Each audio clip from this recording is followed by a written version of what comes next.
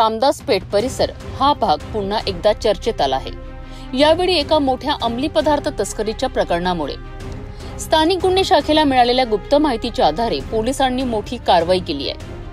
माहिती होती की काही संशयित व्यक्ती रेल्वे स्टेशन मार्गे मनपा सेमी इंग्रजी शाळा क्रमांक 7 समोरील पाण्याच्या टाकीजवळ गांजा विक्रीसाठी येणार आहेत। या माहितीच्या आधारे स्थानिक गुन्हे शाखेच्या पथकाने तत्काळ त्या परिसरात नाकाबंदी केली।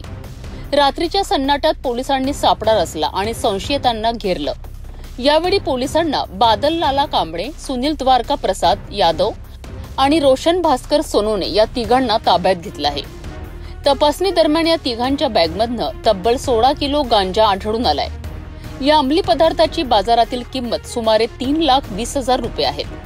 याशिवाय पोलिसांनी तिघांकडनं 3 मोबाईल फोनही जप्त केलेत। एकूण मुद्देमालाची किंमत 3.5 लाख रुपये आहे। ही कारवाई स्थानिक गुन्हे शाखेच्या पथकाने अतिशय नियोजन पद्धतीरित्या केली आहे। या प्रकरणी तिघा संशयितांविरुद्ध एनडीपीएस कायद्याअंतर्गत गुन्हा दाखल करण्यात आलाय। पोलीस आता या तस्करीच्या मागील मोठ्या रॅकेटचा शोध घेत आहे। हा गांजा कोठून आला आणि तो कोणाला विकला जाणार होता याचा तपास आता पोलिसांनी हाती घेतला आहे। अकोला पोलिसांनी यापूर्वीही अशा अनेक कारवायांमधनं अंमली पदार्थ तस्करीला आळा घातला आहे। मात्र अशा घटना वारंवार घडत असल्याने शहरातील अंमली पदार्थांचा वाढता प्रभाव हा आता चिंतेचा विषय ठरत आहे।